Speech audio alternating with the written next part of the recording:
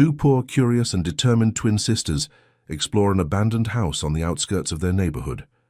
Inside, they hear faint knocking coming from the attic and decide to investigate, even though they are afraid. When they force the lock, they discover a dehydrated man in shock, unaware that he is a reclusive millionaire. The girl's simple gesture triggers a revelation so profound that it changes the lives of all three forever. If this story interested you, don't forget to subscribe to our channel and tell us what city you're watching us from. We'll keep going.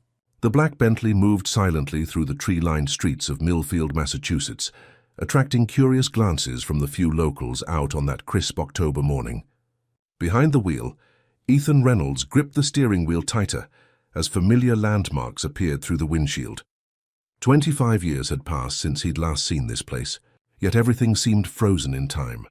The white church steeple, the brick library, the sprawling oak trees that canopied Main Street.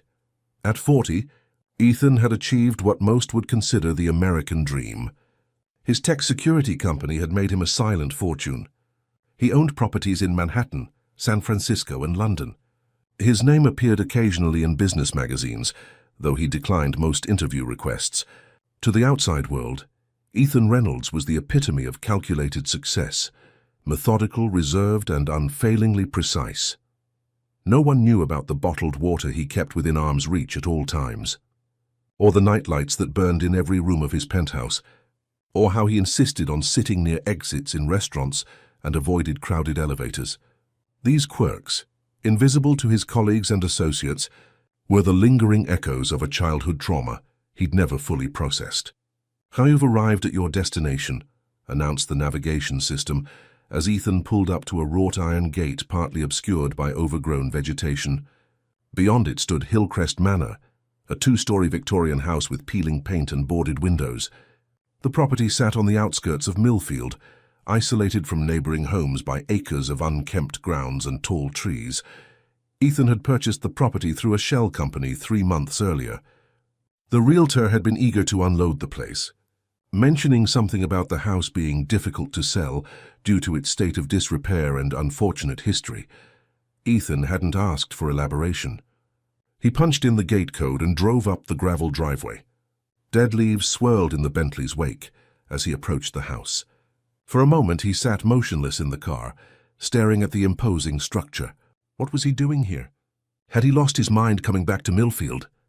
The logical part of his brain, the part that had built his fortune through calculated risks and strategic decisions, told him to turn around, drive back to Boston, and catch the next flight to New York. Instead, he got out of the car. The house key was heavy in his hand. When he pushed open the front door, it creaked on rusty hinges. The air inside was stale, thick with dust and neglect. Ethan stepped into the foyer, his expensive Italian shoes leaving imprints on the dusty hardwood floor. "Home sweet home," he muttered to himself, setting down his leather weekend bag. The renovation team would arrive next week. They'd been given specific instructions: update the plumbing, electrical, and structural elements, but preserve the original character of the house. Ethan wanted to spend this first week alone, getting a feel for the place before construction began. He methodically toured each room, taking inventory. The first floor featured a grand parlor, a formal dining room, a study with built-in bookshelves, and a kitchen with outdated appliances from the 1980s. As he moved from room to room, Ethan placed bottled water on every available surface: side tables, windowsills, countertops. A habit formed long ago. The second floor held 4 bedrooms and 2 bathrooms. Ethan had arranged for minimal furnishings to be delivered, just a bed, a desk, and some essentials in the master bedroom. He wouldn't need more for his temporary stay. But it was the attic that drew his attention.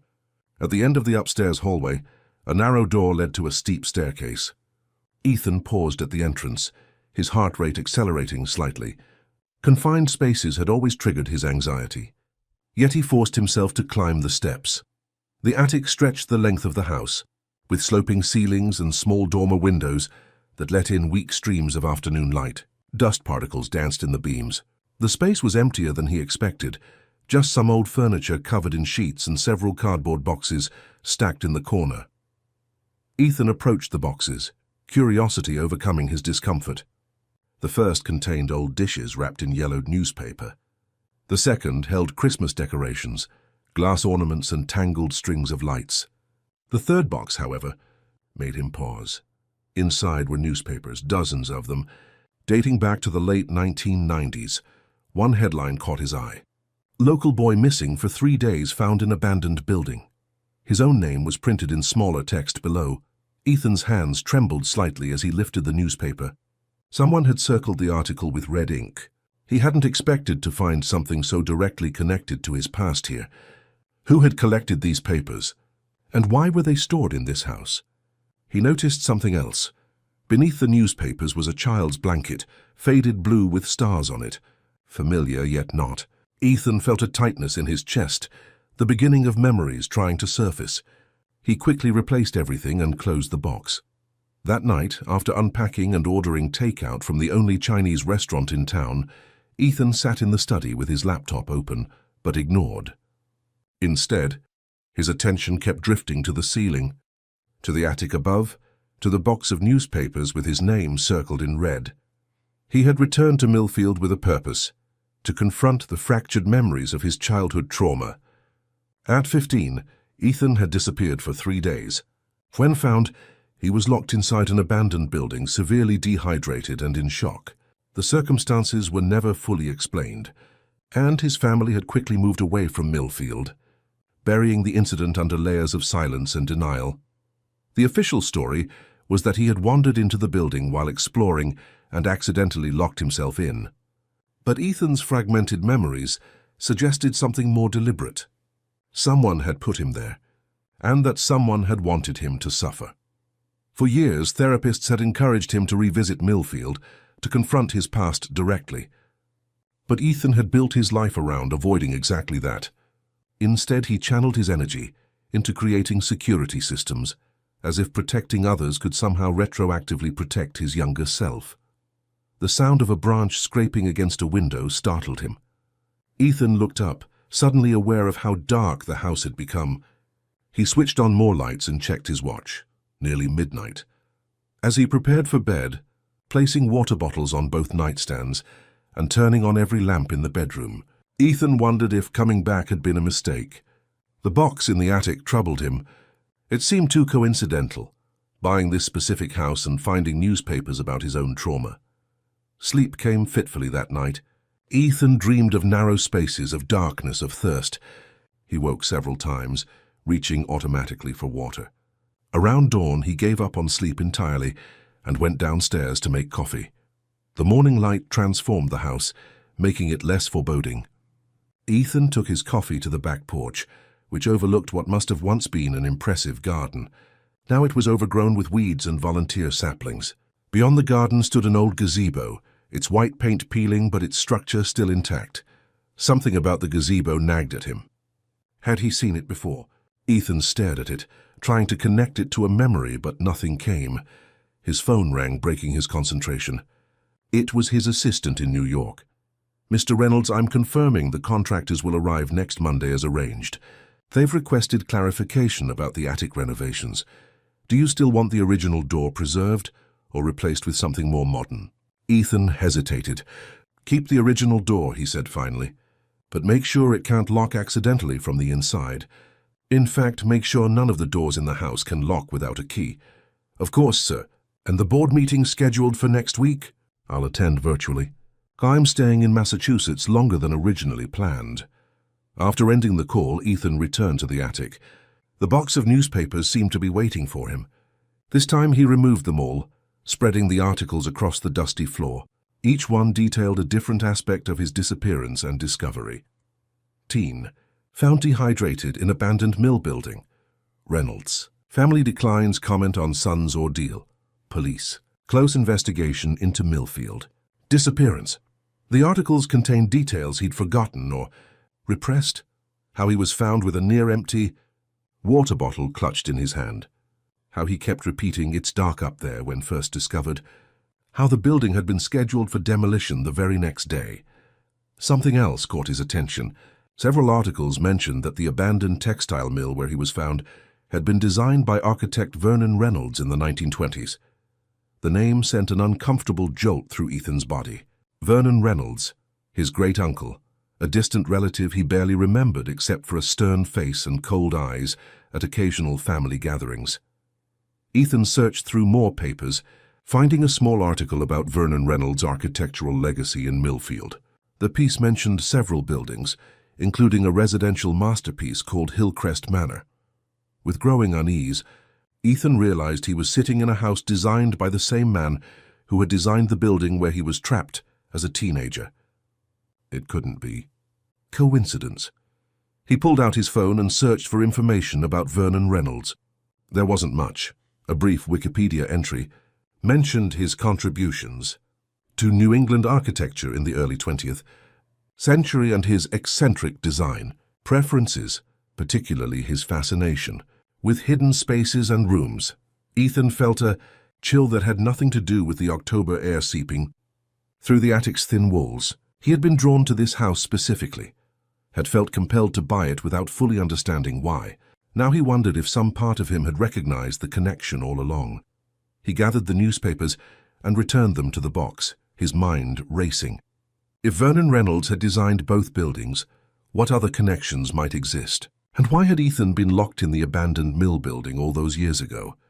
The fragmented memories that had haunted him for decades suddenly seemed like pieces of a larger puzzle, one that might finally be assembled here, in this house in this town that he'd spent half his life trying to forget. As he descended the attic stairs, Ethan felt both dread and determination. He hadn't come back to Millfield simply to confront his past. He'd come to understand it, and perhaps finally to escape it. Across town, 16-year-old twins Lily and Emma Carter walked home from Millfield High School, their identical blonde ponytails swinging in rhythm. Despite being mirror images physically, the sisters possessed distinctly different personalities. Lily, older by 7 minutes, carried a camera around her neck and paused frequently to photograph architectural details of the historic houses they passed. Emma, the more practical of the two, consulted a map on her phone. "We've documented almost every historic building in the east part of town," Emma said, checking items off their digital list. "We still need to cover the outskirts for our project." Their AP history assignment required creating a visual archive of Millfield's architectural heritage. What had started as schoolwork had evolved into a passionate side project for the twins, who shared a fascination with the stories embedded in old buildings. "Did you hear about the old Hillcrest Manor place?" Lily asked, adjusting her camera strap. "Mrs. Peterson at the Historical Society said someone finally bought it, after sitting empty for like forever. Probably some developer who'll tear it down and build condos," Emma replied, tucking a strand of hair behind her ear. "We should try to photograph it before that happens." "Hillcrest is on my list for this weekend," Lily said. "It's supposed to have these amazing dormer windows and original Victorian detailing."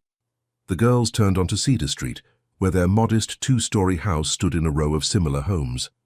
Their Aunt Sarah's gardening skills were evident in the well-tended flower beds that lined the front walk, a splash of color against the house's pale blue siding. Sarah Carter had raised the twins since they were 8, when their parents had been involved in a serious accident that left them unable to care for their daughters. The girls rarely spoke about this part of their past, having adapted to their new normal under their aunt's loving but no-nonsense care. "We're home," Emma called out as they entered through the kitchen door. The scent of something baking greeted them. Their aunt emerged from the living room, reading glasses perched on her nose and a stack of bills in her hand. At 43, Sarah managed to run a successful catering business from home while raising her nieces. Her once auburn hair now showed strands of silver, and laugh lines framed her eyes. "There are oatmeal cookies cooling on the rack," she said. "How was school?" "Mrs. Abernathy loved our concept for the architecture project," Lily said, dropping her backpack on a kitchen chair. "We're thinking of going out to photograph Hillcrest Manor this weekend." Sarah's expression shifted subtly. "Hillcrest? That old place on the hill? I thought it was abandoned." "Someone bought it," Emma explained, already reaching for a cookie. "We want to document it before they renovate it and ruin all the original features." Sarah seemed to consider something before speaking. "That house has a history, girls. People around town have always been superstitious about it." "What kind of history?" Lily asked, immediately interested. She lived for these local legends and historical footnotes. Sarah shrugged. Just old stories. The architect who designed it was supposedly eccentric, built strange features into his buildings. Hidden rooms, unusual layouts. I think there was some scandal connected to him back in the day. That makes it even more interesting, Lily said, eyes lighting up. Maybe we can include some of those stories in our project. Just be careful if you go out there, Sarah cautioned. And call me when you arrive and when you leave. We will, the twins promised in unison. Later that evening, as the girls worked on homework in their shared bedroom, Lily researched Hillcrest Manor online. There wasn't much information available, just a few mentions in articles about local architecture and a blurry black and white photograph from the 1930s. Listen to this, she said to Emma, who was solving math problems at their desk. Hillcrest Manor was designed by Vernon Reynolds in 1927. Reynolds was known for incorporating secret passages and hidden rooms in his designs, supposedly inspired by his interest in mystery novels. Creepy, Emma commented without looking up from her calculus. There's more, Lily continued. Reynolds designed several buildings in Millfield, including the old textile mill that was demolished in the late 90s. She scrolled down further. Oh, weird. There's a mention here of a boy who went missing and was found in that mill building before they tore it down. This caught Emma's attention. What happened to him? Doesn't say much. Just that he was found locked in a room after being missing for 3 days. Lily clicked on another link. The boy's name was Ethan Reynolds, probably related to the architect. Do you think the new owner of Hillcrest knows about its history? Emma wondered. Probably not, Lily replied. Who buys a house because of some creepy architect ancestor? The twins fell silent, each absorbed in her own thoughts. Outside their window, darkness settled over Millfield, the streetlights casting pools of yellow on the quiet street. Saturday morning arrived with perfect fall weather, clear blue skies and just enough chill in the air to justify the matching scarves the twins wore as they set out on their bicycles. Their cameras and notebooks were packed in their backpacks, along with water bottles and granola bars. Text me when you get there, Sarah reminded them as they pedaled away, and be back for dinner at 6. The ride to Hillcrest Manor took 30 minutes, mostly uphill. By the time they reached the rusted iron gates, both girls were breathing hard. It's open, Emma noticed, pointing to the gap in the gate. Someone's been here recently. Maybe the new owner, Lily suggested, already lifting her camera to photograph the ornate ironwork. These gates are gorgeous. Look at the detail in these curls. They wheeled their bikes through the opening and followed the gravel driveway that wound through overgrown grounds. When the house came into view, both girls stopped to stare. Hillcrest Manor was larger than they had imagined, an imposing Victorian with a wraparound porch, multiple chimneys and the dormer windows Lily had mentioned. Despite its dilapidated condition, peeling paint, missing roof shingles and boarded-up windows, the house possessed undeniable grandeur. This is amazing, Lily breathed, snapping photos rapidly. Look at those gingerbread trims, and the stained glass in that transom window. Emma, always more cautious, noticed other details. There's a car parked around the side. Someone's definitely here. Maybe they'll let us look inside if we explain about our project, Lily suggested hopefully. Or maybe they'll call the cops and report us for trespassing, Emma countered. Let's just take exterior shots today. For the next hour, the twins circled the house, photographing architectural details and taking notes. Lily was particularly fascinated by the attic windows, small diamond-shaped openings that peered out from under the eaves like watchful eyes. I wonder what the attic looks like, she mused. Probably full of cool old stuff. As they moved around to the back of the house, they discovered an overgrown garden with the remains of stone pathways and a dilapidated gazebo. While Emma photographed the garden layout, Lily wandered toward a cellar entrance. The doors lay flat against the ground, one hanging partially open. Curiosity pulled Lily forward. She peered down into the darkness, her camera forgotten momentarily. "Hello?" she called softly, not really expecting an answer. To her surprise, she heard something, a faint tapping sound coming from somewhere inside the house. She listened more carefully. The sound was rhythmic, almost deliberate. "Emma," she called to her sister. "Come listen to this." Emma joined her reluctantly. "We shouldn't be snooping around someone's basement, Lily." "Just listen," Lily insisted. "Do you hear that tapping?" Emma fell silent, concentrating. After a moment, she nodded slowly. It sounds like someone knocking? It's coming from inside, Lily said, excitement building in her voice. What if someone's trapped in there? That's ridiculous, Emma replied, but she didn't sound convinced. It's probably just a loose shutter banging in the wind. There is no wind today, Lily pointed out, and it's too regular to be random. Listen, it's like Morse code or something. The tapping continued, faint but persistent. 3 short taps, then 3 longer ones, then 3 short ones again. That's SOS, Emma whispered, her face paling. Someone signaling for help. The twins exchanged a look that communicated volumes without words, a silent conversation possible only between those who had shared a lifetime of experiences. We should check, Lily said finally. We should call someone, Emma countered. By the time they get here, it might be too late, Lily argued. What if someone's hurt? We can at least look. Emma hesitated, then nodded reluctantly. But we stick together. And at the first sign of anything weird, we leave and call 911. Carefully, they pulled the cellar door fully open. Stone steps descended into darkness. Lily switched on her phone's flashlight and led the way, with Emma close behind. The cellar was damp and musty, filled with old furniture and discarded items. Cobwebs clung to the low ceiling, and their footsteps echoed on the concrete floor. At the far end, a door stood open, revealing a staircase that presumably led up to the main floor. Hello? Lily called again, louder this time. Is anyone here? Do you need help? The tapping stopped abruptly. Maybe they heard us, Emma whispered. The girls climbed the stairs to the main floor, emerging into a large kitchen with outdated appliances. Empty water bottles were scattered across the countertops, dozens of them. Some full, some partially empty. Someone's definitely staying here, Emma observed, picking up one of the bottles. This is weird. They moved through the kitchen into a hallway. The house was silent now, the tapping replaced by the subtle creaking of an old building settling. Hello? Lily called again. We heard tapping. Is someone here? A faint sound came from above them. Not tapping this time, but a thud as if something heavy had fallen. Upstairs, Emma said, pointing to the grand staircase that rose from the center of the hallway. The twins climbed the stairs slowly, alert to every sound.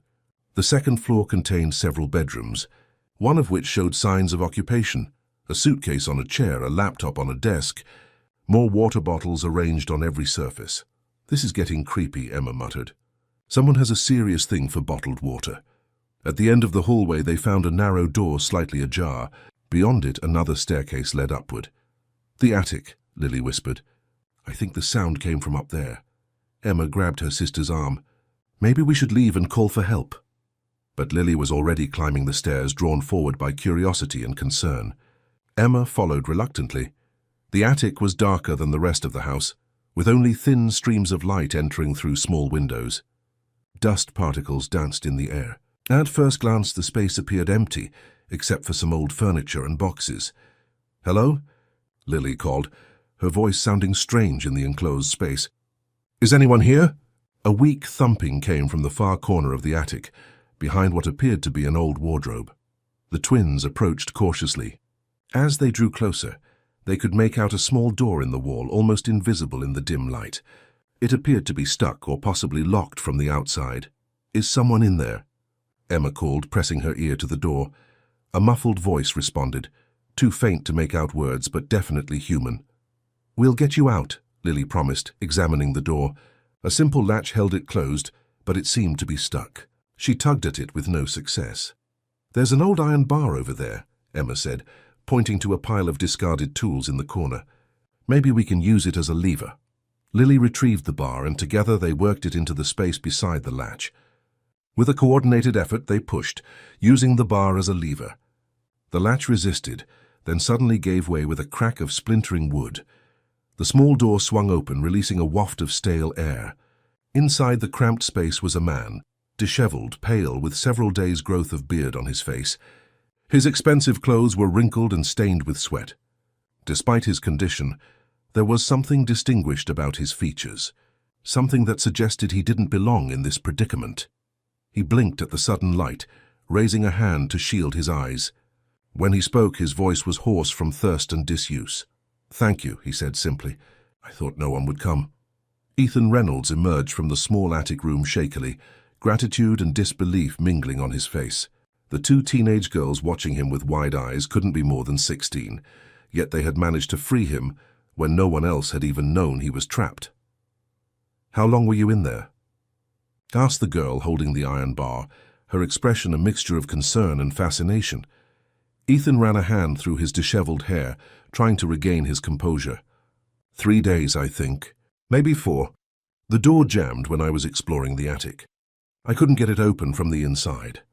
His voice sounded strange to his own ears, raspy from disuse and dehydration. "We should call an ambulance," the other girl said, already reaching for her phone. "No ambulance," Ethan said quickly. "No hospitals. I just need water." He gestured weakly toward the stairs. "There's plenty downstairs." The girls exchanged a skeptical glance that reminded Ethan of his executive team when they thought he was making a questionable decision. It was strange to see that look on such young faces. "At least let us call our aunt," the first girl suggested. "She can help." Ethan nodded, too exhausted to argue. As they helped him down the attic stairs, his legs nearly buckling beneath him, he realized how fortunate he was that these girls had found him.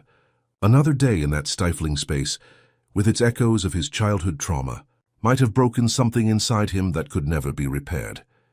In the kitchen, the girl with the camera poured him a glass of tap water while her sister made a phone call in the next room.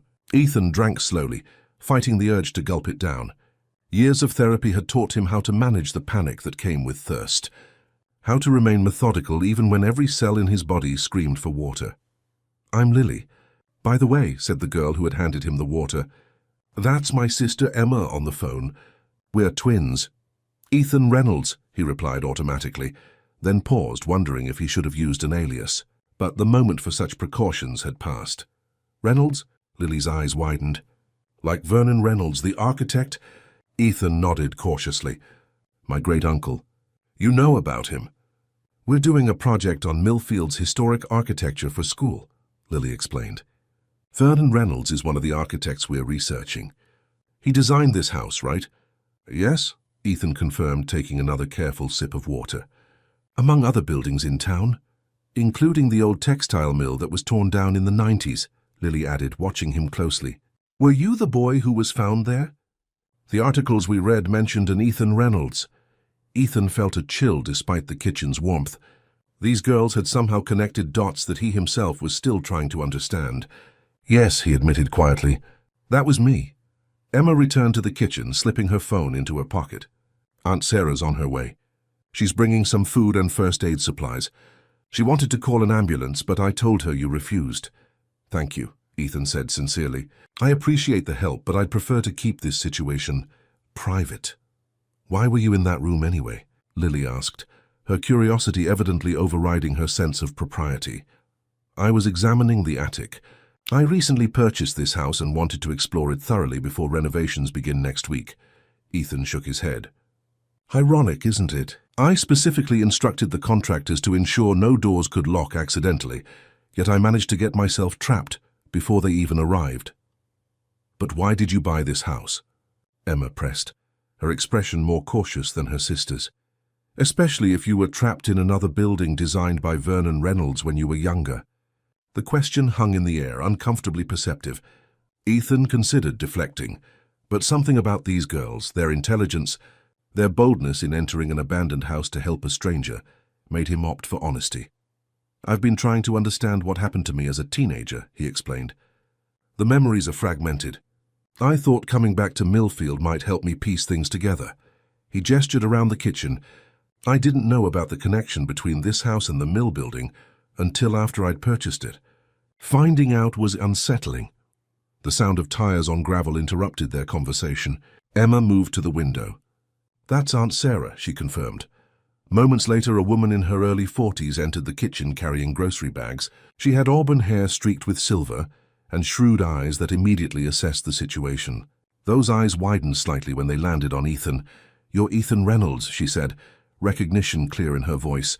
Ethan tried to recall if he'd met this woman before, but came up blank.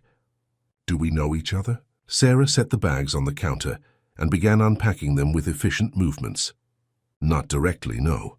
I was a senior at Millfield High when you disappeared. Everyone in town knew about it. She paused, glancing at the twins. Girls, there's a first aid kit in the car. Could you get it, please? The twins exchanged a look that suggested they knew they were being dismissed but complied, leaving Ethan alone with their aunt. You came back, Sarah stated once the girls were out of earshot.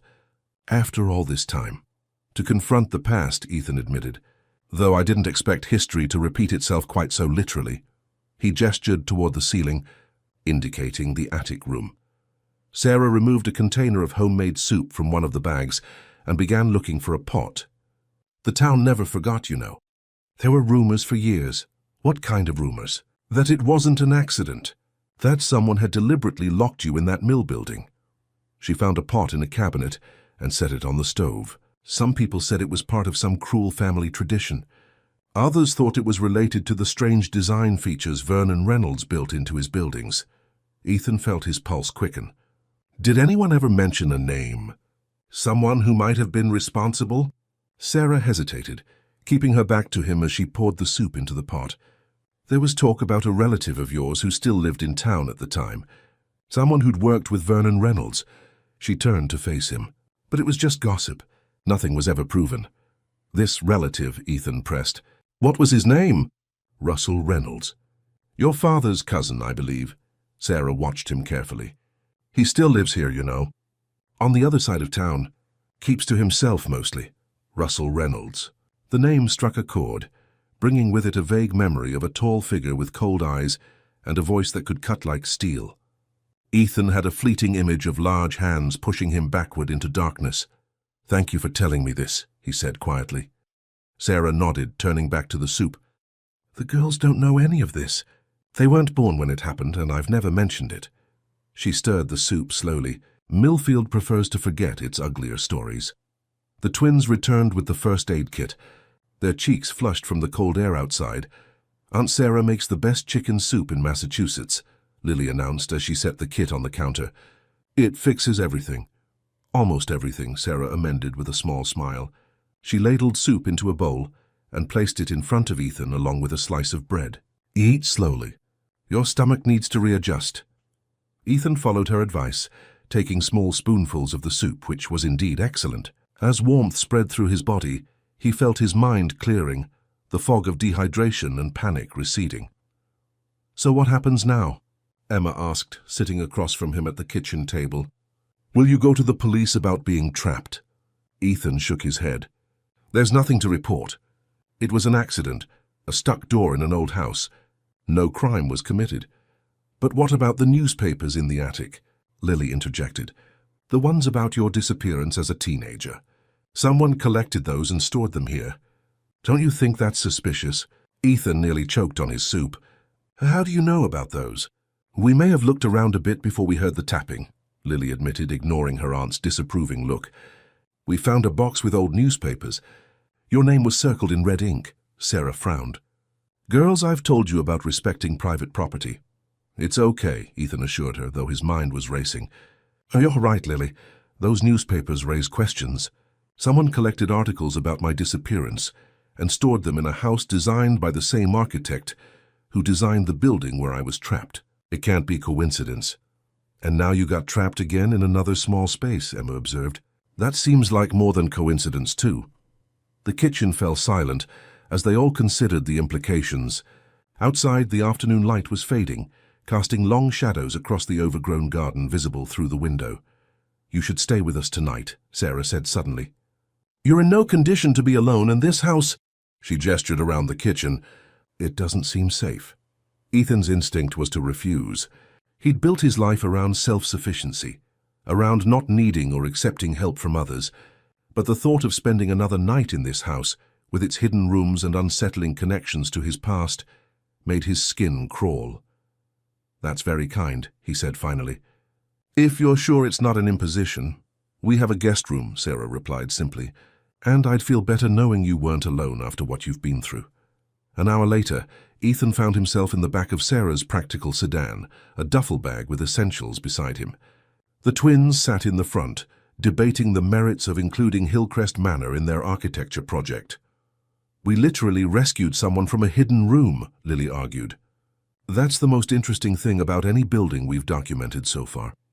But Mr. Reynolds might not want his experience included in a school project, Emma countered, glancing back at Ethan apologetically. It's Ethan, please, he corrected gently. And Emma's right. I'd prefer to keep today's events private, at least until I understand what's happening. The Carter home was modest but welcoming, a two-story colonial with blue siding and white trim. Inside, family photographs lined the walls of the living room, and comfortable, well-worn furniture filled the space.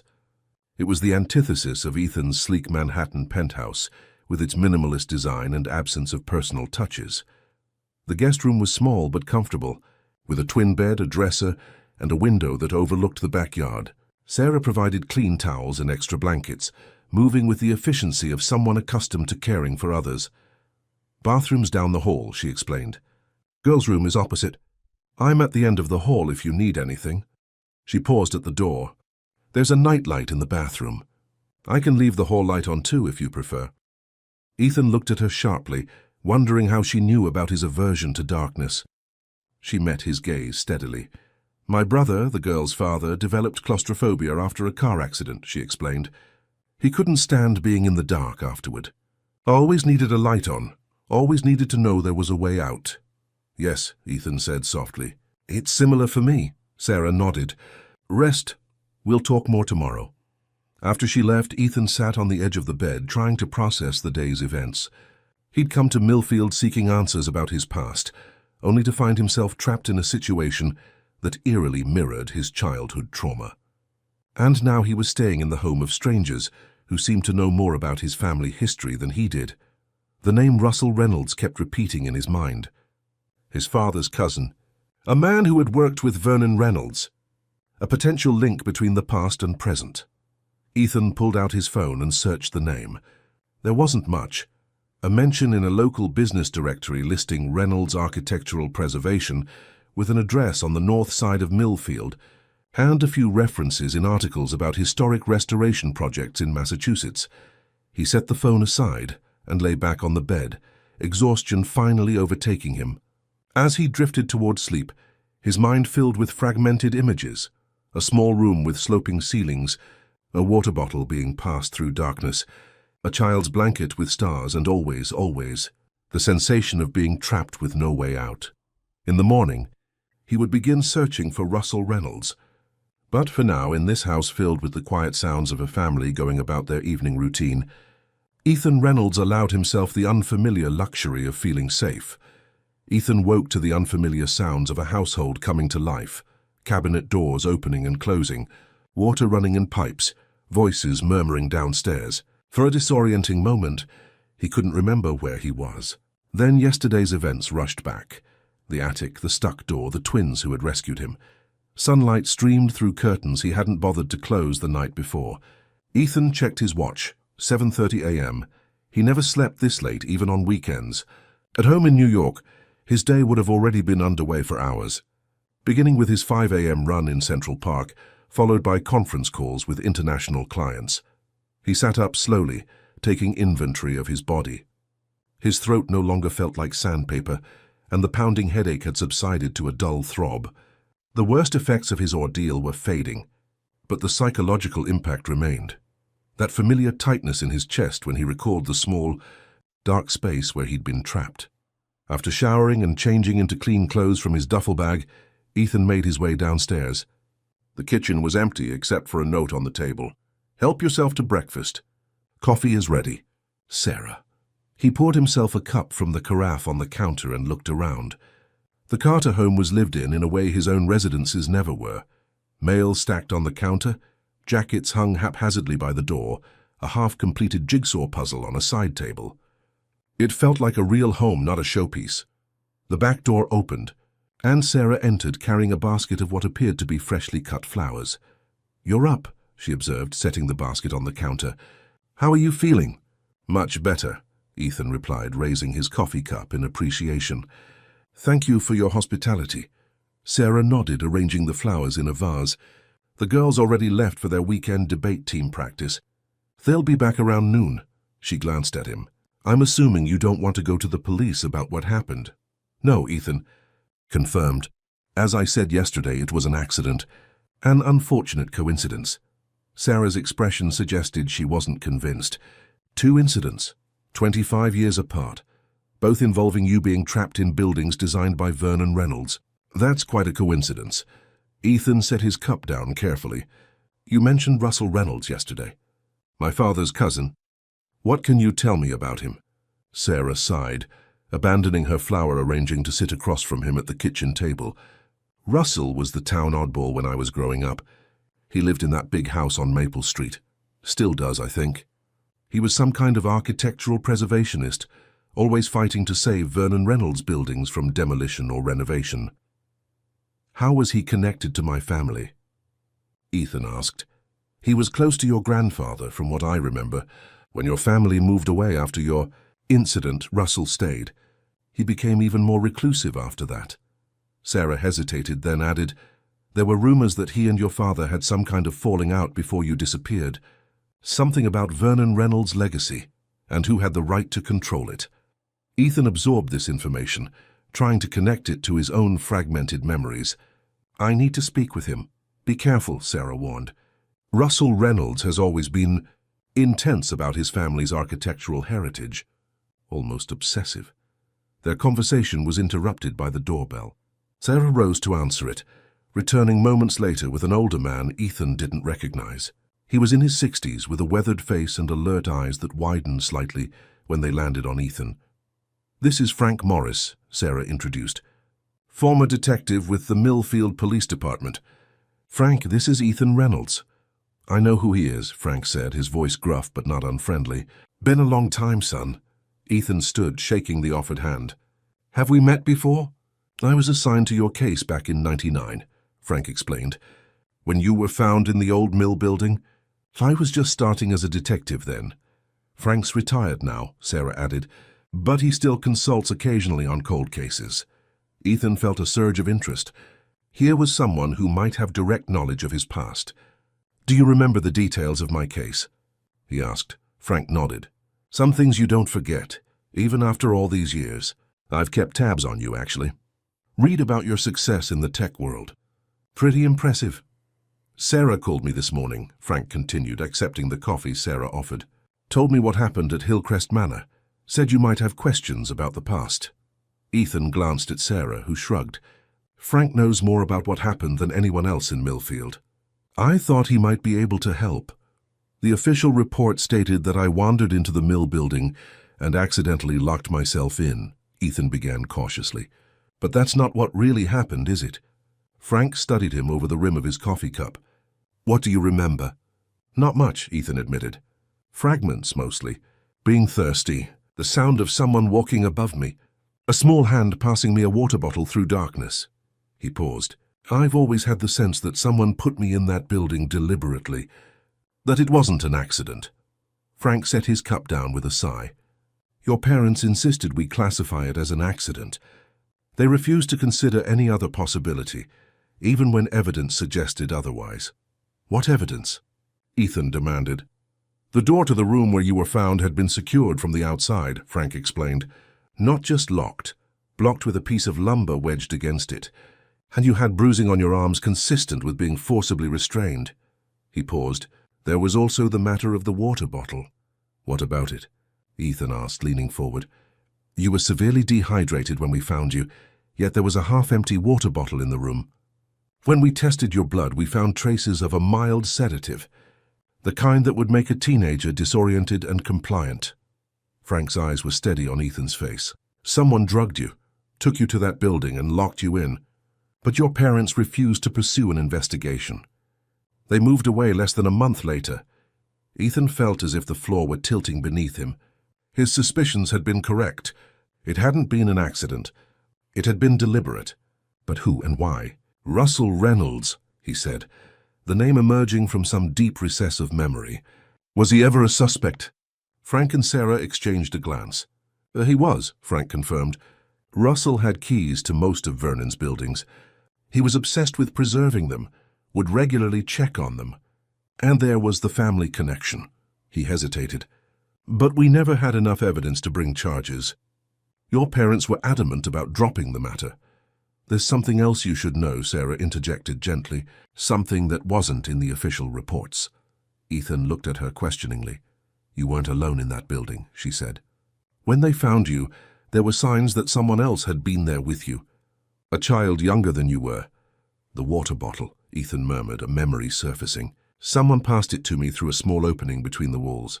Frank nodded. Vernon Reynolds was known for building passageways between rooms, service corridors, hidden spaces. The mill building had several. We believe someone, a child, was using those passageways and found you. This person helped me survive, Ethan realized. Brought me water when I was dying of thirst. We never identified them, Frank said. By the time we thought to look, your parents had already shut down the investigation. But whoever it was might have saved your life. Ethan's mind was racing. The small hands in his fragmented memories belonged to a real person, someone who had helped him when he was trapped, possibly at great risk to themselves. I need to speak with Russell Reynolds, he said firmly. Frank frowned. That might not be wise. Russell is unstable, has been for years. He may have answers I need, Ethan insisted. About Vernon, about what happened to me, about this house I've purchased that seems connected to it all. Frank looked as if he wanted to argue, but finally nodded. I'll go with you. Russell knows me, might be more willing to talk if I'm there. But not today. He glanced at his watch. I have a commitment this afternoon. Tomorrow would be better. I'll come as well, Sarah offered. Russell used to frequent my catering business when I first started it. He always seemed to like me, or at least tolerate me. Ethan felt a surge of gratitude toward these virtual strangers who were willing to help him navigate his past. Thank you, he said simply. After Frank left, promising to return the next morning, Sarah busied herself with preparations for a catering job that evening. Ethan offered to help, finding an unexpected peace in the simple tasks of chopping vegetables and arranging appetizers on trays. You're good at that, Sarah observed, as he meticulously garnished a platter of smoked salmon. Most people aren't so precise. Ethan smiled slightly. I find repetitive tasks calming. They help me focus when my mind is racing. They worked in companionable silence for a while before Sarah spoke again. The girls are quite taken with you, you know, especially Lily. She's always been drawn to mysteries and puzzles. They're remarkable young women, Ethan said sincerely. Brave too. Not many teenagers would enter an abandoned house to help a stranger. They've had to be brave, Sarah said, her expression softening. Their parents, my brother and his wife, were in a serious car accident when the girls were 8. Thomas, my brother, suffered a traumatic brain injury. His wife, Catherine, was paralyzed from the waist down. They're in a specialized care facility in Boston now. She paused. The girls visit them monthly, but it's been hard. They've had to grow up quickly. You've done an amazing job with them, Ethan observed. Sarah smiled faintly. We manage. It hasn't always been easy financially, but we've made it work. She glanced at him. What about you, family? None to speak of, Ethan replied. My parents moved to Arizona after we left Millfield. I see them at Christmas, sometimes Thanksgiving. We're not close. He focused on arranging a sprig of dill. My father never approved of my career choices. He wanted me to join the family law firm. And instead you built a tech empire, Sarah remarked. I looked you up last night. Reynolds Security Systems. Very impressive, Ethan shrugged. I wanted to create something that made people feel safe. After what happened to me, security became important. The front door opened, followed by the sound of teenage voices and backpacks being dropped in the hallway. Moments later, Lily and Emma appeared in the kitchen doorway. Mr. Reynolds is still here. Lily exclaimed, clearly pleased, and he's helping with the Wilson wedding prep. It's Ethan, remember, he reminded her with a smile. And yes, your aunt has put me to work. Apparently I have a talent for garnish arrangement. Are you feeling better? Emma asked, her more reserved nature evident in her careful question. Much better, thank you. Your aunt has been very kind. Frank Morris came by, Sarah informed the twins as they raided the refrigerator for lunch ingredients. He's going to help Ethan talk to Russell Reynolds tomorrow. Lily's eyes widened. The creepy old guy who lives in that stone house on Maple? The one who yells at kids for walking on his lawn? That's him, Sarah confirmed. And he doesn't yell, Lily, he just expresses himself forcefully. He threatened to call the police when our debate team was selling cookies door to door last year, Emma recalled. Said we were disturbing the architectural harmony of the neighborhood. He's connected to what happened to me as a teenager, Ethan explained. I need to speak with him. Try to understand why I was locked in that mill building. The twins exchanged a look. We want to come too, Lily announced. Absolutely not, Sarah and Ethan responded simultaneously. But we're already involved, Lily protested. We rescued Mr. Reynolds, Ethan, from the attic. And we're researching Vernon Reynolds for our project anyway. This isn't a school project or an adventure, Sarah said firmly. Russell Reynolds is unstable, possibly dangerous. You two will stay here. Lily looked ready to argue further, but Emma placed a hand on her sister's arm, silently counseling restraint. After lunch, the twins disappeared upstairs to work on their school project, while Ethan helped Sarah load the catering supplies into her van. I should return to Hillcrest, he said as they closed the van's rear doors. I need to retrieve my car and some of my belongings. Sarah frowned. Are you sure that's wise? After what happened? I'll be careful, Ethan promised. I won't go near the attic. And I need my laptop and other essentials if I'm going to stay in Millfield longer than planned. Sarah still looked uncertain but nodded. Take my spare key so you can get back in. He'll be gone most of the evening with this catering job. Thank you, Ethan said, pocketing the key. For everything. Sarah studied him for a moment. You know, when I recognized you yesterday, I almost didn't say anything. Millfield is good at keeping secrets, at pretending the past doesn't exist, but some secrets fester if they're buried too long. She squeezed his arm gently. Be careful, Ethan. Whatever happened 25 years ago, someone went to great lengths to keep it hidden. After Sarah left for her catering job, Ethan borrowed her bicycle to return to Hillcrest Manor. The ride gave him time to think, to process the revelations of the morning. Someone had deliberately locked him in that mill building as a teenager. Someone else, a child, had helped him survive. And all of it somehow connected to Vernon Reynolds and his architectural legacy. As Hillcrest Manor came into view, Ethan felt a chill that had nothing to do with the autumn air. Yesterday he had seen it as merely an old house in need of renovation. Now it felt like a piece in a larger puzzle, one that he was only beginning to understand. He parked the bicycle by his Bentley and entered through the front door, which he'd left unlocked in his haste to leave with the Carters the previous evening. Inside, the house was quiet, dust particles dancing in the afternoon sunlight that streamed through the windows. Ethan moved efficiently, gathering his laptop, phone charger and additional clothing from the bedroom. He deliberately avoided looking toward the attic stairs at the end of the hallway. As he was about to leave, a sound caught his attention, a soft thud from somewhere in the house. Ethan froze, listening. It could be just the house settling, an old building making the noises old buildings make. Then it came again, distinct, deliberate, the sound of a door closing. Someone else was in the house. Ethan stood motionless in the upstairs hallway, his senses heightened. The sound had come from downstairs, perhaps from the direction of the kitchen. He considered his options. The sensible choice would be to leave immediately, avoid any confrontation. But curiosity and a growing determination to uncover the truth about his past propelled him forward. He moved quietly down the stairs, placing each foot carefully to avoid the creaking steps. At the bottom, he paused again, listening. The house had fallen silent, but Ethan could feel a presence, that inexplicable awareness that he wasn't alone. "Hello?" he called, deciding that direct confrontation was better than this unnerving silence. "Is someone there?" No response. Ethan moved toward the kitchen where he'd heard the sound. The room appeared empty at first glance, the same water bottles scattered across the countertop, the same afternoon light filtering through dusty windows. Then he noticed something new, a folded piece of paper placed prominently on the kitchen table. He approached cautiously and unfolded the note. Written in neat, precise handwriting were the words, "Leave Hillcrest. Leave Millfield. The past should stay buried."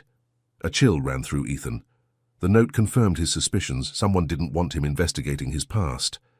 Someone who had access to this house, who perhaps knew about the newspapers in the attic, who might even have been responsible for the door jamming and trapping him. The sound of a car starting outside pulled him from these thoughts. Ethan rushed to the window in time to see an older model sedan pulling away from the house, moving too quickly for him to make out the license plate or the driver. With a growing sense of unease, Ethan gathered his belongings and left the house, locking the door behind him. The note he carefully placed in his pocket, evidence that his presence in Millfield had not gone unnoticed. The ride back to the Carter home was tense, Ethan constantly checking over his shoulder for signs of the sedan. By the time he arrived, the twins were sitting on the front porch engrossed in their laptops. "You're back," Lily exclaimed, looking up. "Did you get what you needed from Hillcrest?" "And more," Ethan replied cryptically, parking the bicycle. "Is your aunt still at her catering job?" Emma nodded. "She won't be back until late. We were just researching Vernon Reynolds for our project." She hesitated. "Actually, we found something interesting you might want to see." Ethan followed the girls into the house, his curiosity piqued. In the living room, Lily opened her laptop and pulled up a scan of an old architectural journal. "This is from 1928, she explained. "It's an interview with Vernon Reynolds about his design philosophy.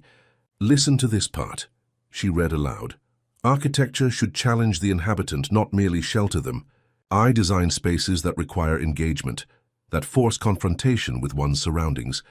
My most successful buildings are those where inhabitants must solve the building itself, navigate its complexities, discover its secrets. This is why I incorporate what some call puzzling elements, rooms that connect in unexpected ways, passages that appear when needed, spaces that reveal themselves only to the observant." He designed buildings as puzzles. Ethan murmured, the implications sinking in. "There's more," Emma said, turning her own laptop toward him. "We found records of a private journal Vernon kept, mentioned in several academic papers about his work. According to these sources, Vernon designed certain buildings with what he called test spaces, rooms designed to elicit specific psychological responses." "What kind of responses?" Ethan asked, though he suspected he already knew. "Mostly related to problem-solving under duress," Lily answered. "The papers are vague about details, but they mention that Vernon believed in architectural trials that would reveal a person's true character." "Trials," Ethan repeated, the word sending another chill through him. "Like locking someone in a confined space to see how they react." The twins exchanged a look. "That's what we were thinking," Emma admitted. "But here's where it gets really interesting. Vernon's journal apparently contained detailed notes about which family members he had subjected to these trials and how they performed." "Family members?" Ethan's voice rose sharply. "He experimented on his own family?" "According to these academic sources, yes," Lily confirmed. "But the actual journal has been missing for decades. The last person known to have possession of it was Russell Reynolds," Ethan guessed. Emma nodded. "How did you know?" "It fits the pattern," Ethan said grimly.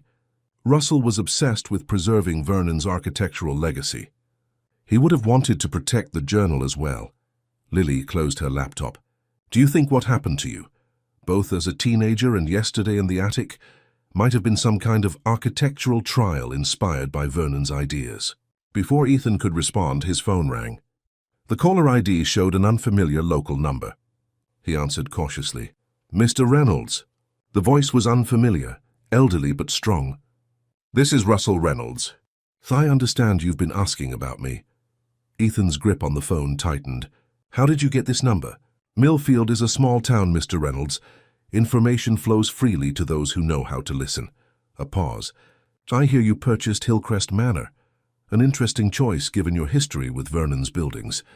"That's what I'd like to discuss with you," Ethan replied, keeping his voice steady. "Our shared family history. Vernon's designs. What happened to me in the mill building?" Another pause, longer this time. "Perhaps we should meet. There are things you should understand about your family's legacy. Things that can't be explained over the phone." "When and where?" Ethan asked, ignoring the twins' wide-eyed stares. "My home. Tomorrow morning, 11 o'clock. Come alone." "I'd prefer to bring Detective Morris with me," Ethan countered, remembering Frank's warning about Russell's instability. A dry chuckle came through the line. "Frank Morris has his own biases, but very well, bring him if it makes you comfortable." 11 o'clock. "Don't be late." The line went dead. Ethan lowered the phone slowly. "That was Russell Reynolds. He wants to meet tomorrow." "You're not actually going, are you?" Emma asked, concern evident in her voice. "I have to," Ethan replied. "He may have answers I need. About Vernon, about what happened to me. But what if he's dangerous? Lily pressed. What if he's the one who left that note at Hillcrest? Ethan had been so absorbed in the call that he'd forgotten to mention the note. He pulled it from his pocket and showed it to the twins. Someone was in the house when I went back. They left this. The girls examined the note, their expressions growing more serious. The past should stay buried, Emma read aloud. That's definitely a threat. All the more reason to speak with Russell, Ethan said. Detective Morris will be with me. I'll be safe. The front door opened and all three turned to see Sarah entering, looking tired but satisfied after her catering job. Successful evening? Ethan asked, quickly pocketing the note before she could see it. Very, Sarah confirmed, setting down her purse. The Wilsons were pleased and I got 2 more bookings from guests at the wedding. She studied their faces. Why do you all look so serious? Did something happen? Before Ethan could formulate a response, Lily jumped in. We found information about Vernon Reynolds' architectural theories.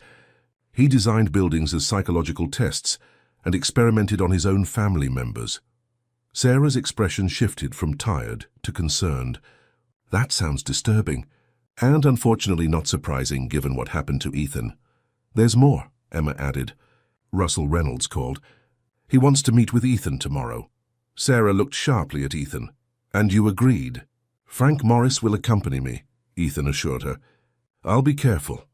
Sarah shook her head, a gesture of concern rather than disapproval.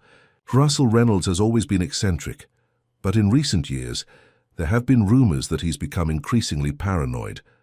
People say he rarely leaves his house now, that he's convinced the town is conspiring to destroy Vernon's architectural legacy. All the more reason to approach him carefully, Ethan acknowledged. But I need to speak with him. He may be the only person who understands the connection between Vernon's designs and what happened to me. Sarah seemed about to argue further, but instead sighed. Just promise me you'll be cautious, and that you'll have Frank with you the entire time. I promise, Ethan said sincerely. After Sarah went upstairs to shower and change, the twins pulled Ethan back into their research, showing him old photographs of Vernon Reynolds' buildings and pointing out the architectural elements that appeared consistently across his designs. Narrow passageways, hidden rooms, unconventional layouts that forced inhabitants to navigate spaces in specific ways. It's like he was creating psychological mazes, Ethan observed, studying a floor plan of one of Vernon's commercial buildings. Places that disorient and challenge. Look at this, Emma said, pointing to a detail in the corner of the floor plan. This symbol appears in all his designs. It's like a signature. Ethan leaned closer. The symbol was simple but distinctive. A triangle with a circle inside it, bisected by a vertical line. Something about it triggered a memory, a fleeting image of the same symbol carved into wood. I've seen this before, he said slowly. In the mill building where I was trapped. It was carved into the door of the room. The twins exchanged a significant look. It's in Hillcrest too, Lily revealed. We saw it on the attic door, the one that was stuck. The implications hung in the air between them. Vernon Reynolds had marked the spaces he designated for his trials. The room where Ethan had been trapped as a teenager and the attic room at Hillcrest both bore this mark. There's something else, Emma said hesitantly. While you were getting your things from Hillcrest, we found a mention of Vernon's journal being divided into sections for different family members. One section was labeled ER Third Generation Trial. ER, Ethan repeated. Ethan Reynolds. But that's impossible, Lily objected. Vernon died in 1959. You weren't even born yet. No, Ethan said slowly, the pieces beginning to align in his mind. But Vernon could have created a system, a methodology for these trials that continued after his death. A tradition that Russell might have carried on. The theory was disturbing, but made a certain perverse sense. If Vernon had indeed designed psychological tests for family members and documented the results, someone like Russell, obsessed with preserving Vernon's legacy, might have continued the practice. We need to see Vernon's journal, Ethan decided. If Russell has it, we need to convince him to share it. Or find it ourselves, Lily suggested, her expression brightening with the thrill of investigation. Lily, Emma cautioned, we can't just break into Russell Reynolds' house looking for a journal. No one's breaking into anywhere, Ethan said firmly. I'll speak with Russell tomorrow with Detective Morris present. If the journal exists and contains information about what happened to me, I'll find a way to access it legally. That evening after dinner, Ethan sat on the guest room bed, reviewing the information the twins had uncovered. The pieces were starting to form a pattern. Vernon's architectural trials, Russell's obsession with preserving that legacy, Ethan's own experiences in two different Reynolds-designed buildings. But there were still missing elements. Who had helped him survive in the mill building by passing water through the wall? Why had his parents so adamantly refused to investigate what happened? And who had left the threatening note at Hillcrest? Ethan's phone chimed with a text message from Frank Morris. Confirmed for tomorrow, 10:30 a.m. We'll pick you up at the Carter house. Be prepared. Russell can be difficult. Another chime followed almost immediately. This one from his assistant in New York. Contractors confirmed for Monday at Hillcrest Manor. Architect requesting final approval on attic renovation plans. Please advise. The mundane business message seemed almost comical in contrast to the mysteries Ethan was unraveling. He quickly responded to his assistant, instructing her to delay the renovations by 2 weeks. He needed more time in Millfield, more time to understand what had happened to him and why. A soft knock at his door interrupted his thoughts. He opened it to find Sarah holding a cup of tea. Thought you might want this, she said, offering the cup. Helps with sleep. Thank you, Ethan said, accepting it gratefully. I could use some good sleep before tomorrow's meeting. Sarah lingered in the doorway. The girls told me about Vernon Reynolds' architectural trials, about the symbol on the doors where you were trapped. Ethan nodded. It seems Vernon had some unusual ideas about testing family members through architecture. Ideas that Russell may have continued. It's twisted, Sarah said bluntly. Using buildings to traumatize people, especially family members. I'm hoping Russell can explain the purpose behind it, Ethan replied. If it was some misguided family tradition, or something more sinister. Sarah studied him for a moment. You know, when the girls first told me they'd found you trapped in Hillcrest's attic, I had the strangest feeling of déjà vu. Not about you specifically, but about the situation. She hesitated. My brother, the girl's father, used to talk about a friend he had in high school who disappeared for several days and was found in an abandoned building. I wonder now if he was talking about you. Ethan felt a jolt of recognition. Thomas Carter. Was that your brother's name? Sarah nodded. Yes, he was a few years older than you, I believe. A memory surfaced. A tall, friendly teenager who had sometimes included Ethan in games, despite their age difference. I remember him, Ethan said softly. He was kind to me. One of the few older kids who was. That sounds like Thomas, Sarah said with a sad smile. Always looking out for the younger ones. She straightened, her expression becoming more businesslike. Get some rest, Ethan. Tomorrow will be challenging, I expect. After Sarah left, Ethan sipped the tea, his mind turning over this new connection. Thomas Carter had been at Millfield High when Ethan disappeared. Could he have known something about what happened? Had he shared that knowledge with his daughters? The coincidences were piling up, becoming too numerous to dismiss. The Carter twins rescuing him from Hillcrest's attic seemed less like chance and more like some cosmic symmetry, a pattern repeating across time. As Ethan finally drifted towards sleep, one question persisted. Was history simply repeating itself, or was someone deliberately recreating the events of 25 years ago? And if so, to what end? Outside, a light rain began to fall, tapping gently against the window. In the darkness of the guest room, Ethan Reynolds dreamed of narrow spaces, hidden doorways and a triangle with a circle inside it, bisected by a line, the mark of Vernon Reynolds' architectural trials that had somehow, across decades, claimed him as their subject. Cedar Grove Assisted Living was a sprawling one-story building on the north side of Millfield, its brick exterior partially obscured by well-tended gardens and mature trees. Ethan arrived in a taxi, having called for one as soon as he left Russell's property. The 20-minute ride had felt interminable, his anxiety mounting with each passing minute. He tried Sarah's phone twice more during the journey, but both calls went to voicemail. Logic told him there was likely a benign explanation. Perhaps Cedar Grove had a policy against cell phones. Or maybe Sarah had simply turned hers off during their visit with Sullivan.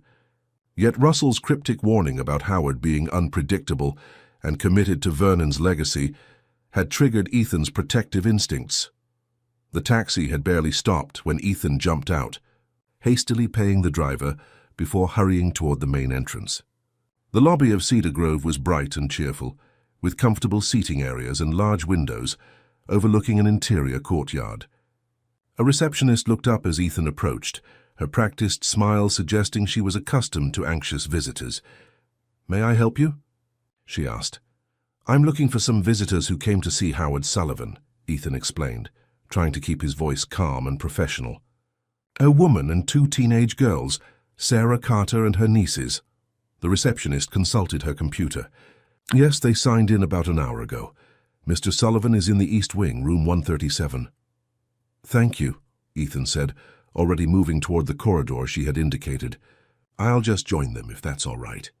"Of course. Visitors are always welcome at Cedar Grove," she called after him.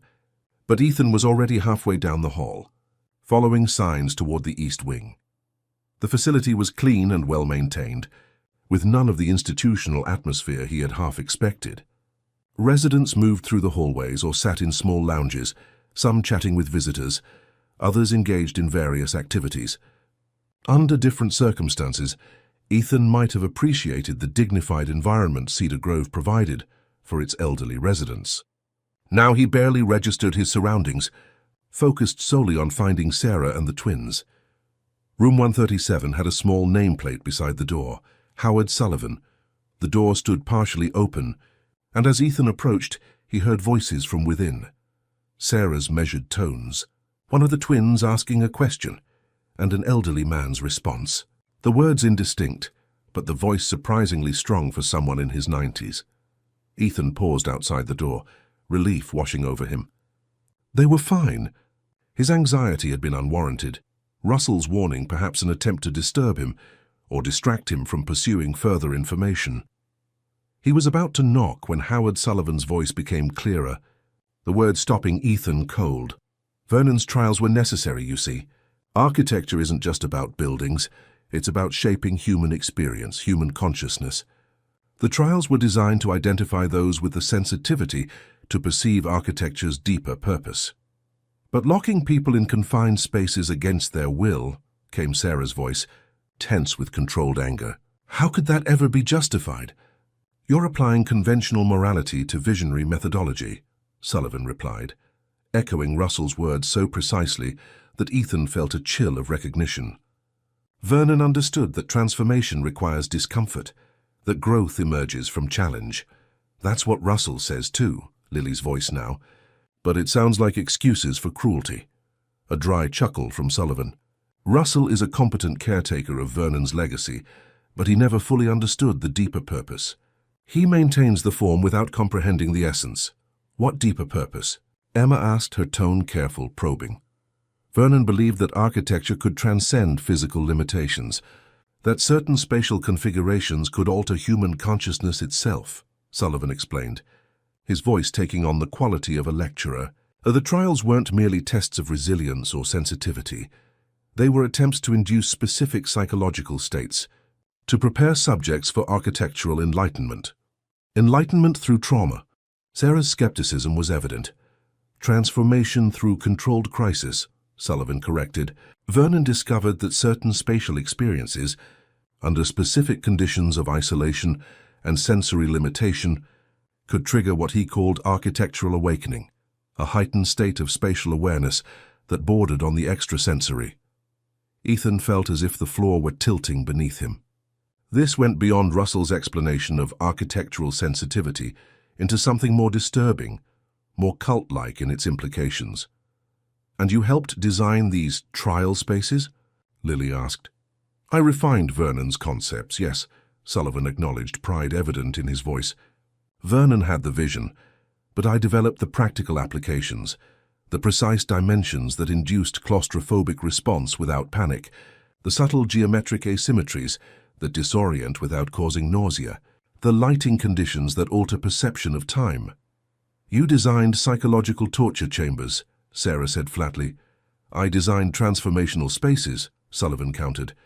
Each trial room was calibrated to the subject's psychological profile, their specific fears and resistances.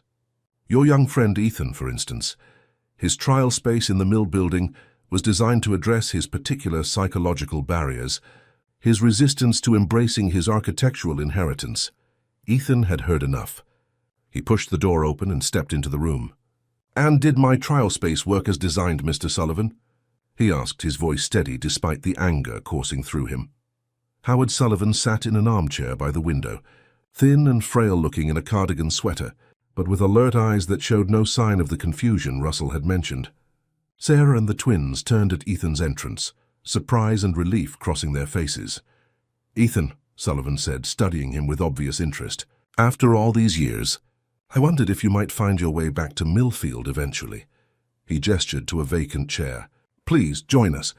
We were just discussing Vernon's methodology." "I heard," Ethan replied, remaining standing. "For you were explaining how you designed spaces specifically to traumatize people for their own enlightenment." Sullivan sighed. "Your perspective is understandably colored by your experience. But consider the results. You emerged from your trial with enhanced spatial awareness, with architectural sensitivity that later translated into innovative security system designs. Vernon's methodology worked exactly as intended in your case. I succeeded despite what was done to me, not because of it," Ethan countered. "And nothing, no architectural awakening or enhanced sensitivity, could justify subjecting a 15-year-old to that kind of experience." "Yet here you are," Sullivan observed, a slight smile playing at his lips, "drawn back to Millfield, to Hillcrest Manor, another of Vernon's trial buildings, back to the source of your transformation. Doesn't that suggest that some part of you recognized the value of what occurred, sought to reconnect with that experience?" "I came back to understand what happened to me," Ethan said firmly.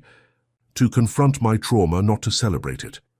"Understanding is the first step toward acceptance," Sullivan replied, unperturbed. "You may reject Vernon's methods now, but you cannot deny their effectiveness. Your company, Reynolds Security Systems, applies principles of architectural psychology that echo Vernon's insights, spaces designed to influence behavior, to create specific emotional responses, to guide movement through subtle environmental cues." Sarah stood, placing herself between Sullivan and the twins in a protective gesture that did not go unnoticed by Ethan. "We should go," she said. "We've learned what we came to find out." Sullivan's gaze shifted to her, his expression softening. "Sarah Carter, you've grown into a remarkable woman. I remember you as a child, visiting Russell that summer. You were always curious, always exploring. Vernon would have seen potential in you, I think." "I'm grateful I was spared his attention," Sarah replied coldly. "Yet you intervened in young Ethan's trial," Sullivan noted. "Found him through the passages I designed, brought him water when the protocol specified isolation. That took courage and architectural sensitivity of your own. Navigating spaces few would even notice, understanding intuitively how the building was constructed. It took basic human decency," Sarah corrected, "something Vernon's methodology seems to have lacked entirely." Sullivan shrugged, unbothered by her criticism. Conventional morality is often at odds with visionary insight. Vernon understood this, accepted the disapproval of the uninitiated as the price of innovation. "Did you leave the note at Hillcrest?" Ethan asked abruptly. "The warning to leave Millfield, to let the past stay buried?" Sullivan's eyebrows rose in what appeared to be genuine surprise. "A note? No, I rarely leave Cedar Grove these days. My architectural explorations are primarily theoretical now." He studied Ethan with renewed interest. "Someone warned you away." "How intriguing!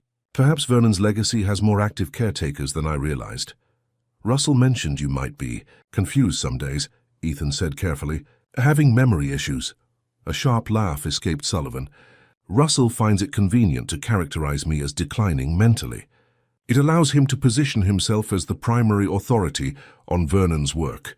He tapped his temple. "My mind remains quite intact, especially regarding Vernon's architectural theories. If anything, age has brought greater clarity, greater understanding of what Vernon was attempting to achieve." "And what was that exactly?" Ethan pressed, sensing that Sullivan might reveal more than Russell had been willing to. "Nothing less than the transformation of human consciousness through architectural experience," Sullivan replied, his eyes brightening with enthusiasm. Vernon believed that specific spatial configurations, experienced under controlled conditions, could alter neural pathways, creating new modes of perception and understanding. The trials were merely the first phase of a more ambitious program. What program? Lily asked, unable to contain her curiosity despite Sarah's protective stance. Sullivan smiled at her, seeming pleased by her interest. Vernon designed a sequence of architectural experiences, each building on the previous, culminating in what he called the ultimate space, a room designed to induce a permanent state of heightened architectural awareness, a kind of perpetual enlightenment. That sounds like brainwashing, Emma observed bluntly. A crude characterization, but not entirely inaccurate, Sullivan acknowledged. Vernon saw it as neural reprogramming through spatial experience, using architecture to reshape consciousness itself. Did he create this ultimate space? Ethan asked, disturbed by the implications yet needing to understand the full extent of Vernon's delusions. He designed it, Sullivan confirmed, but never built it. The plans exist only in his private papers, which Russell guards jealously. A shadow crossed his aged face. Vernon died before he could implement the final phase of his work. Her great loss to architectural innovation. A fortunate escape for potential victims, Sarah countered. Sullivan waved a dismissive hand. Victims, subjects, initiates, terminology changes nothing about the fundamental value of Vernon's insights. Architecture shapes human experience more profoundly than most realize. Vernon simply made that influence explicit, intentional. Did you know about the trap mechanism in Hillcrest's attic? Ethan asked. The one that nearly killed me a few days ago. Sullivan nodded. I designed it myself, based on Vernon's specifications. A self-activating door mechanism triggered by pressure on specific floor sections. He frowned slightly, though it should have been deactivated decades ago when the house was sold outside the family. Russell was supposed to ensure that all trial spaces were rendered safe when Reynolds' properties changed hands. Well, he didn't, Ethan said grimly. The mechanism was still very much functional when I stepped into that attic room. Interesting, Sullivan murmured, more to himself than to his visitors. Russell has always been meticulous about maintaining Vernon's buildings according to protocol. An oversight seems uncharacteristic. Unless it wasn't an oversight, Sarah suggested. Unless someone deliberately ensured the mechanism remained active, knowing Ethan had purchased the house. Sullivan's gaze sharpened. An intriguing theory. It would require specific knowledge of Vernon's systems, access to Hillcrest before Ethan's arrival, and a motive for wanting him to experience another trial. Russell has the knowledge and could have accessed the house before I moved in, Ethan pointed out. And he believes in Vernon's methodology, in the value of these trials. Russell maintains Vernon's legacy, yes, Sullivan agreed, but he follows protocols precisely. Reactivating a trial mechanism without documentation, without supervision, that would be a significant deviation from Vernon's methodology. Then who? Sarah pressed. Who else would have both the knowledge and the motivation? Sullivan's expression became thoughtful. Knowledge of Vernon's systems is limited to a small circle. Myself, Russell, perhaps a few others who studied Vernon's work closely. As for motivation, he looked directly at Ethan. Who benefits from your continued connection to Vernon's architectural legacy? Who might want to ensure you remain engaged with your Reynolds inheritance? A chilling possibility formed in Ethan's mind. My father, he said quietly. James Reynolds. Sullivan nodded slowly. James was always deeply invested in Vernon's work, in maintaining the family tradition. He personally oversaw your trial at the mill building, monitored your responses, documented your progress according to Vernon's criteria. But he's in Arizona, Sarah objected. He hasn't been back to Millfield in decades, according to Russell. Russell doesn't know everything, Sullivan replied. James visited me here at Cedar Grove 6 months ago. He was interested in Vernon's trial spaces, in which ones remained active in Millfield. The revelation hit Ethan like a physical blow. His father had been in Millfield recently, had specifically inquired about Vernon's trial spaces. The timing aligned perfectly with Ethan's decision to purchase property in town, suggesting James had somehow known about Ethan's plans to return. He asked about Hillcrest specifically, Sullivan continued, confirming Ethan's suspicions. Wanted to know if the attic mechanism was still functional, if the observation systems were still in place. Observation systems, Sarah echoed, alarmed. Vernon built monitoring capabilities into all his trial spaces, Sullivan explained. Hidden cameras, one-way viewing panels, audio recording systems. The trials were meant to be documented, after all. Ethan felt physically ill. Are you saying someone could have been watching me in that attic? Recording my experience? Sullivan nodded. If the observation systems were still active, yes. The control point for Hillcrest would be in the east wall of the basement, a hidden room accessible through what appears to be a storage closet. We need to go, Ethan said urgently, turning to Sarah and the twins. Now, Sullivan watched them with interest. You're going to check the observation room at Hillcrest, he surmised. A wise decision. If someone has been monitoring you, evidence might remain. Thank you for your candor, Mr. Sullivan, Ethan said stiffly. One moment, Ethan, Sullivan called as they turned to leave. There's something you should know about Vernon's journals. The one Russell showed you isn't the complete record. Ethan paused. What do you mean? Vernon maintained 2 sets of journals, Sullivan explained. The official record that Russell preserves so carefully, and a second, more personal set, documenting his private thoughts, his true ambitions for the architectural trials. The second journal would help you understand the full scope of what Vernon intended. And where is this second journal? Ethan asked. A sly smile crossed Sullivan's weathered face. The last I knew, it was hidden at Hillcrest Manor, in a compartment beneath the gazebo floor. Vernon believed in embedding his most important insights into the architecture itself.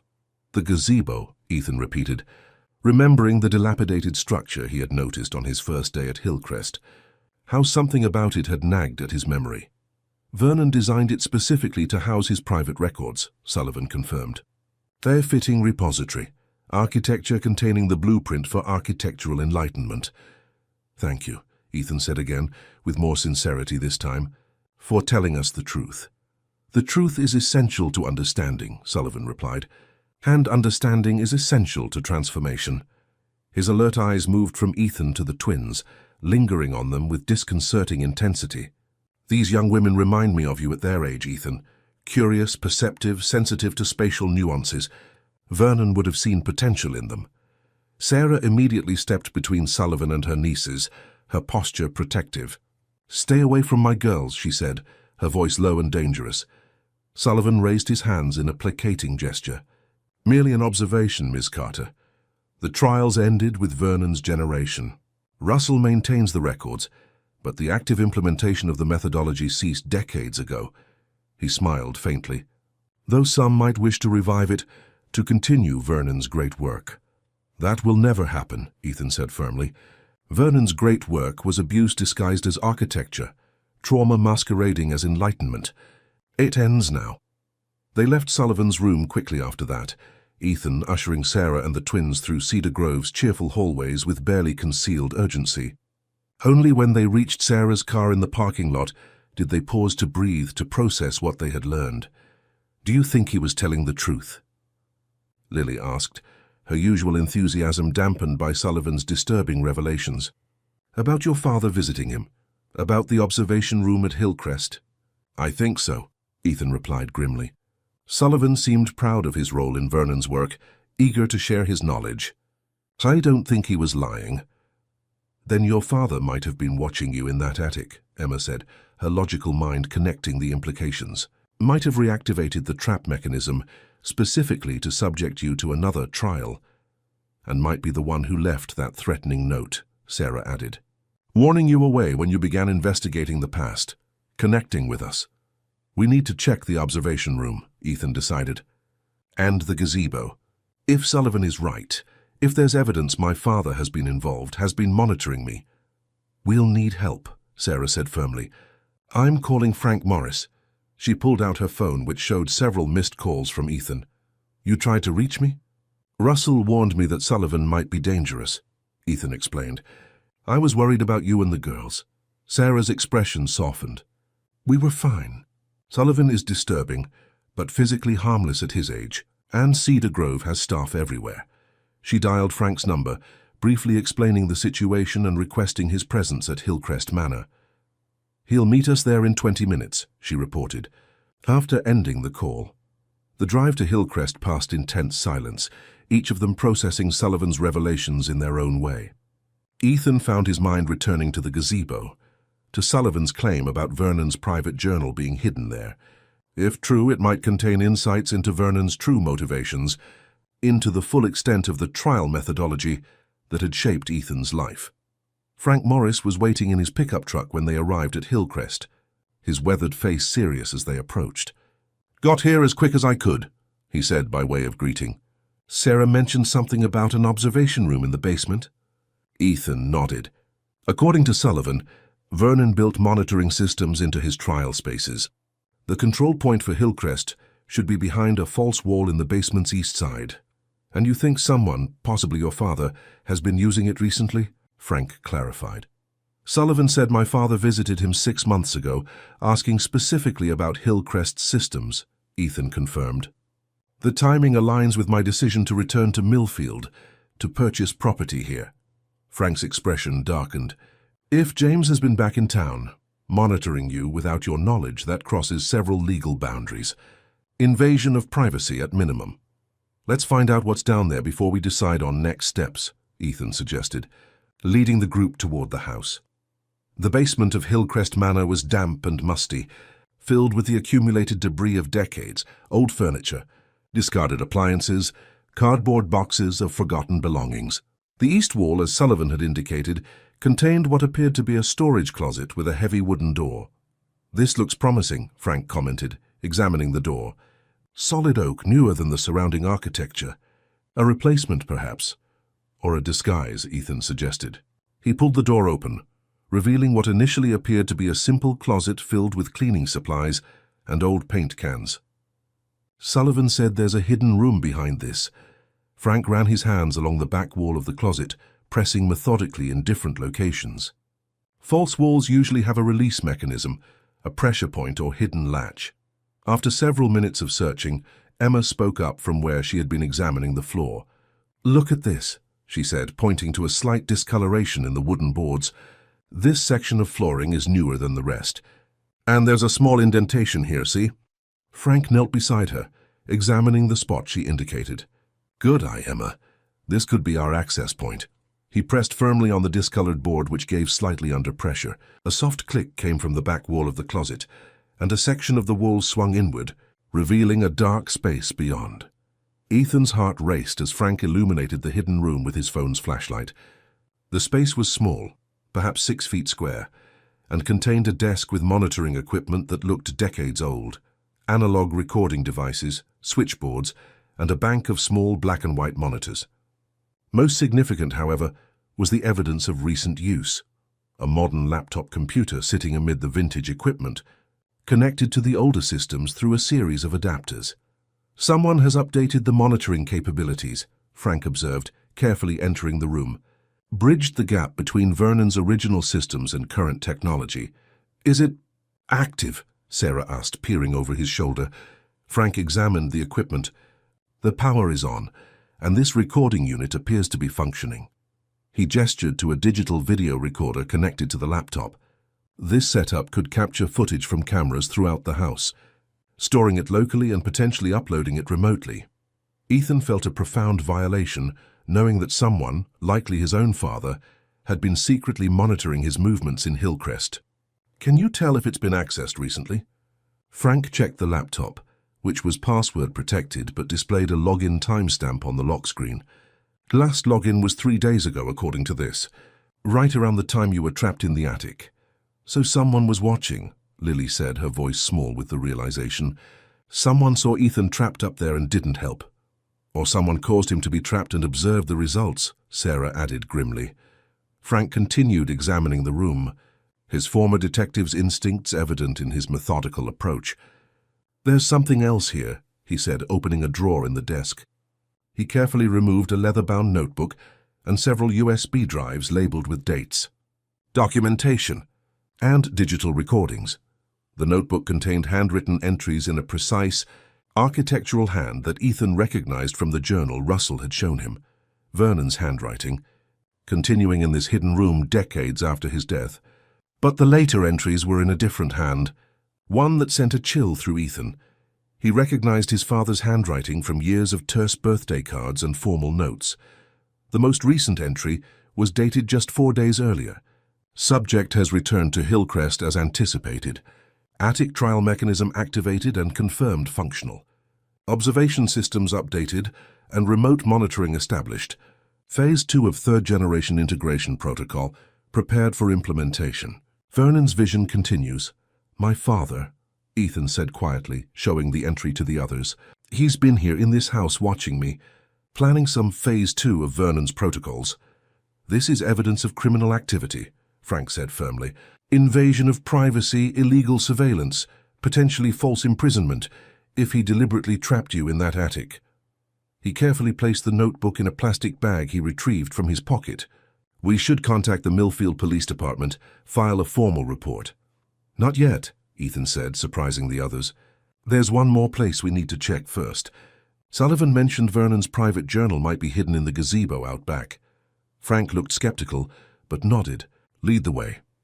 The gazebo stood in the overgrown garden behind Hillcrest, its white paint peeling and several boards rotting from exposure to the elements. Yet its basic structure remained sound, a testament to Vernon's architectural skill.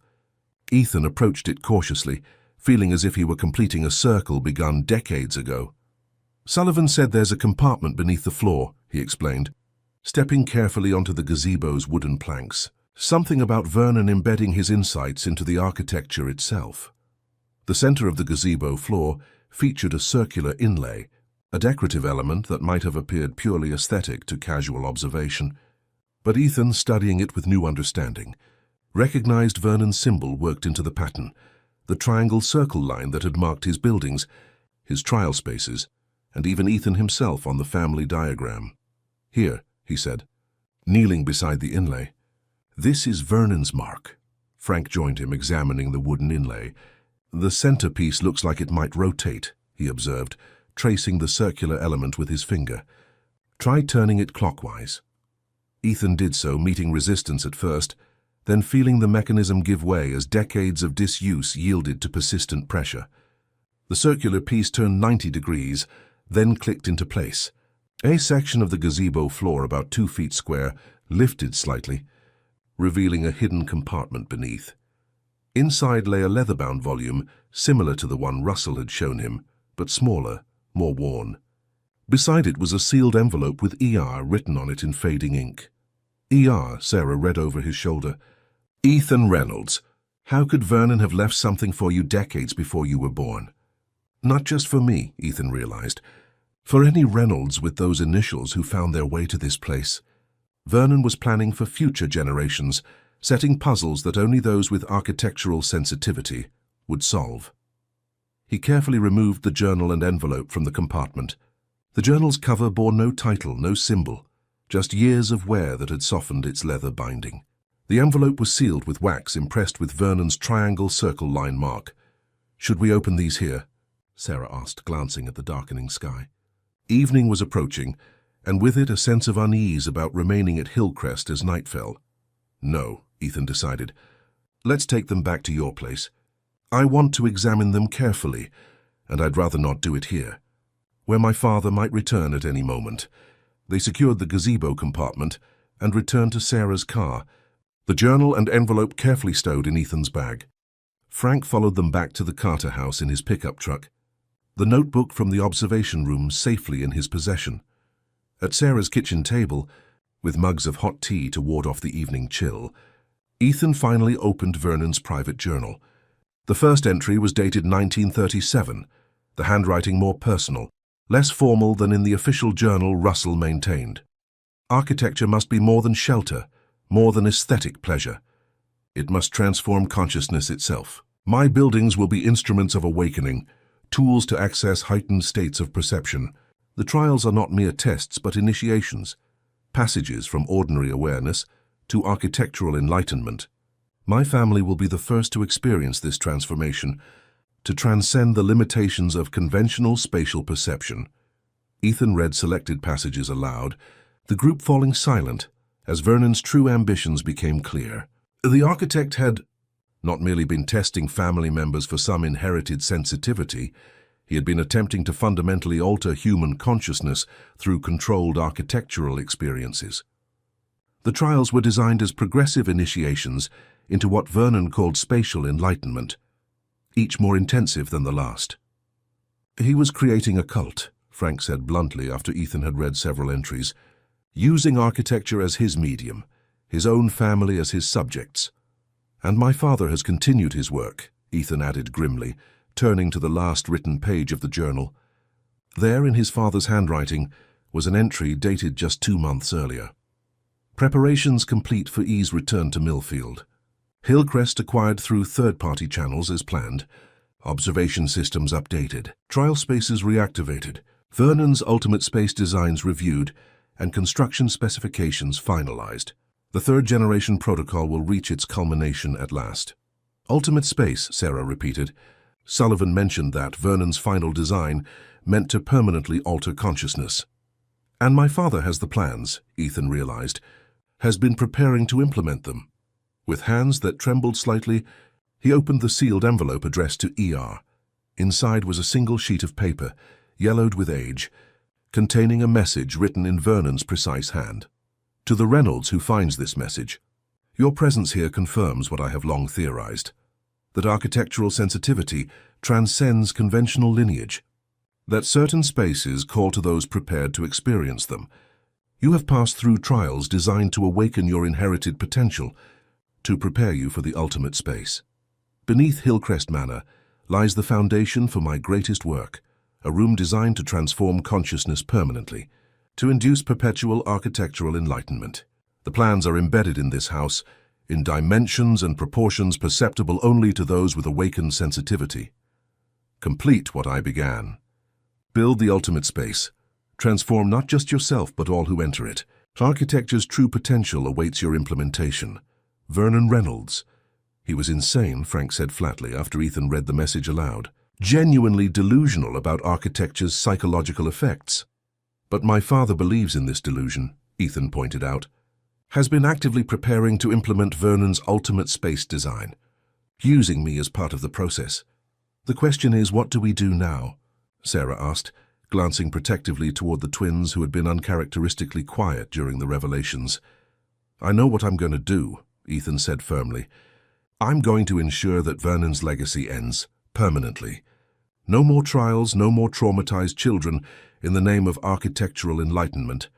He looked at Frank. Can you use what we found in the observation room to file charges against my father? Frank nodded slowly. Illegal surveillance, invasion of privacy, potentially false imprisonment, if we can prove he deliberately trapped you in that attic. It might be enough for an arrest warrant. And Hillcrest itself? Sarah asked. I'll have the trial mechanisms disabled, the observation systems removed, Ethan decided. Then, he hesitated, an idea forming. Then I'm going to transform it into something that actually helps people, that heals rather than traumatizes. Lily looked up, her natural enthusiasm returning. Like what? A community center, Ethan suggested, the concept taking shape as he spoke.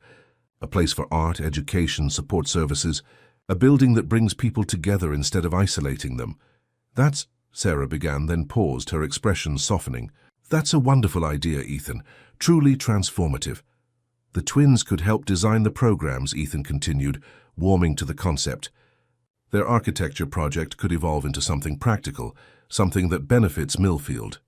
Emma and Lily exchanged excited glances. We could have a library, Emma suggested, and art studios, and a garden in the back where the gazebo is, Lily added, with a reading circle and places for outdoor activities. Ethan felt something shift inside him, a weight lifting. A sense of possibility replacing the anger and confusion that had driven him since his return to Millfield. Vernon had sought to transform consciousness through isolation and trauma. Ethan would transform his legacy into something healing, something that connected rather than separated. It won't be easy, Frank cautioned. Your father won't simply abandon Vernon's work, especially not if he's been planning this for months or years. I know, Ethan acknowledged. But he's just one man, driven by a delusion. We're a community, driven by something stronger. Sarah reached across the table, covering his hand with hers. Whatever comes next, you're not facing it alone. Not this time.